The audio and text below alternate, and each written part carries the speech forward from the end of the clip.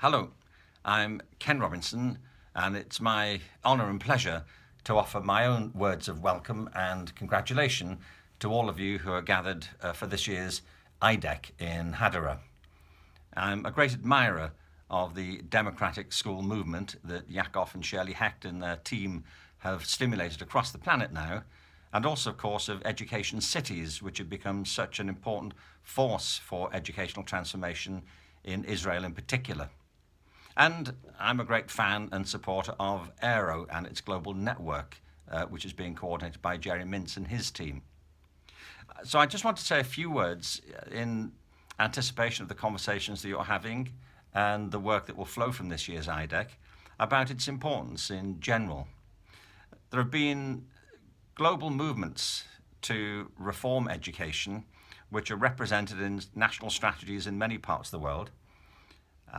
All of these reflect the fundamental importance of education and getting it right. The problem, as I see it, is that many of the principles on which the reform movements have been based, those of standardization and competition, are mistaken. And indeed, trying to reform the current system of education is almost bound to fail because our systems as they are were designed for other times and other circumstances and different challenges.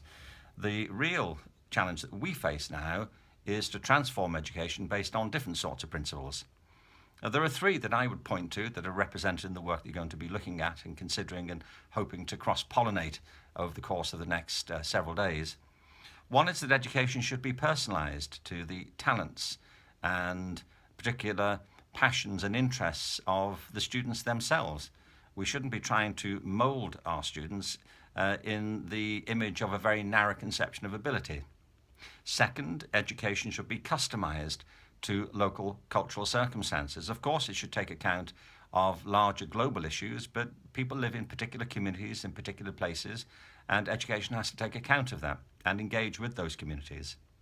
And thirdly, education should be democratized. We should be engaging our students in decisions about the nature and character of the education that they themselves are undergoing. And also, if we're interested in promoting democracies, as I assume we all are, then we should practice those principles in our schools and not just teach about them. Well, education has a number of complex roles.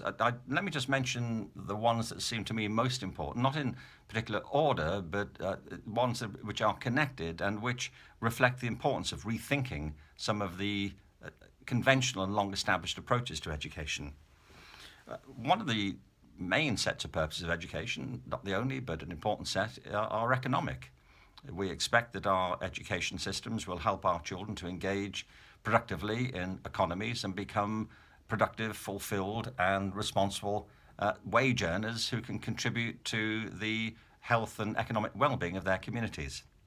Well, that in itself calls for new approaches to education from the ones that we've become used to, because the economies our children are growing up in and the jobs markets that they will be entering and having to make their way in are fundamentally different from those which shaped the foundation of many of our education systems in the 19th century. The future of jobs is very uncertain. What we do know is that automation, globalization, and eventually the possible growth and influence of robotics or of artificial intelligence will themselves be utterly transformative. The World Economic Forum in Davos recently emphasized the importance of social and emotional learning in the education of our children in preparation for these changing job markets. Well, those things aren't promoted through a conventional academic curriculum. Education has very important cultural roles. We want our education systems to engage our children in the circumstances and traditions which have shaped their own communities, their values, and their achievements. But it's not enough to do that, clearly. We need education systems which can help our children become sympathetic to and knowledgeable about other cultures that they also have to interact with and which have helped to shape them. There's a global cultural role for education. There's a social set of purposes. Education should encourage and enable our young people to engage responsibly as citizens in the life of their communities and in its governance.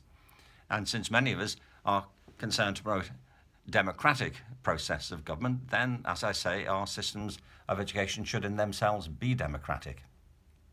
And fourthly, education should be personal. It should be focused on and sensitive to the real interests, lives, anxieties, hopes, ambitions, and passions of the students themselves.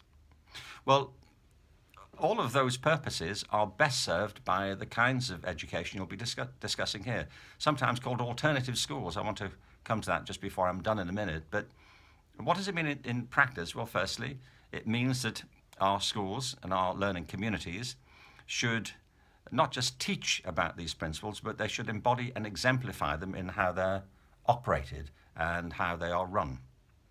Many of the things that go on in schools are a matter of habit and the accretion of tradition rather than based on pedagogical principles. There are all sorts of rituals in schools which interrupt the natural appetite for learning.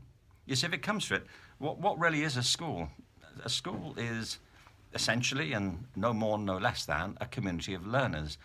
Young people, children of all ages, indeed adults, if they're properly encouraged, love to learn. Learning is a very natural process and impulse in human beings. It's driven by an innate sense of curiosity. What many people don't seem to like very much is being educated. And it's partly, as I say, because the rituals of schooling don't resonate properly with the natural appetite and rhythms of learning. So a school is simply a community of learners, a group of people who come together to learn with and from each other, because although the impetus to learn is natural, much of what we do learn is cultural in character. So part of the process of rethinking our school system is to understand more deeply the native processes by which we come to learn and how learning really takes place in individuals and in communities. And then we should be shaping our schools around those sorts of principles. So one is that they should embody the values and the principles that we want our education systems eventually to encourage our children to adopt and to help them shape the world they live in. That means that education should be not just academic, but also practical. We should be exploring the relationships between theory and practice. Practically, our children should be working on projects. They should be working together with themselves and with the broader community.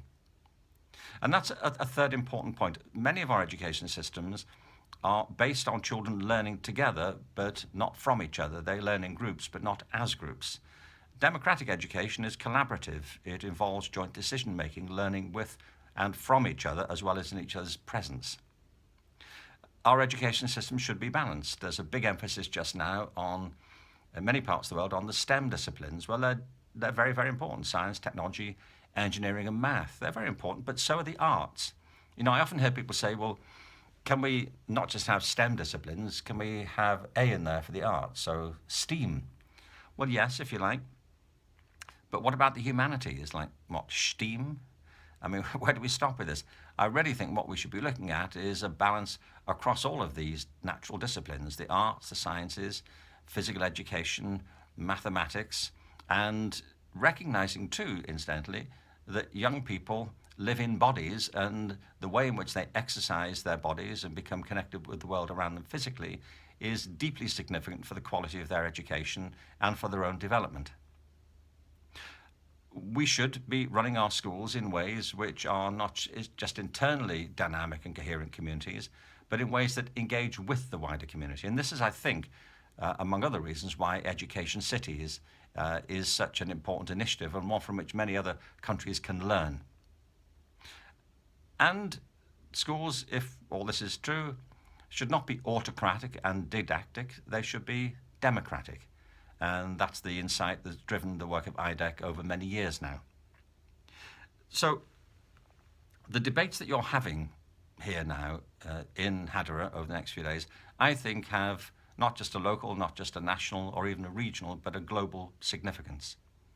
Often the work that you'll be describing, it's reflected in the title of Aero, is thought of as alternative education.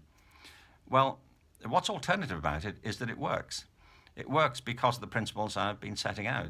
If you engage people personally, if you connect with their communities, if you see education as part of a larger cycle of growth and development, it works. Many kids who did not do well in the conventional systems of education, who were thought to have failed in it, have been re-engaged in their own lives and in education and in their communities through practicing these approaches that we're talking about. And there's a long canon now of research to document the successes of these approaches. Democratic education, so-called alternative education, is not a new problem for policymakers to solve. It's a series of solutions for problems that the old system has created. You know, very often people have said to me as I travel about, people in policy positions who are able to influence the climate and culture of education, they look at how the conventional systems have, for the most part, alienated kids. They've not got the best out of them. They often demoralize the teachers. I don't mean they're all a terrible disaster, but the rate of attrition in these systems is unacceptably high, and levels of morale are sadly far too low. Politicians often say, well, what can we do to solve these problems? And truthfully, I'm not being ironic when I say, well, one way would be to stop causing them. It's the system itself that causes many of the problems that we then try to remediate by doubling down on the very problems that are causing them in the first place.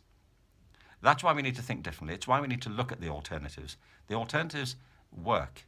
And the great challenge now, I think, and the great hope of alternative education and the democratic school movement, which is part of it, is to take these alternatives from the fringe to the mainstream.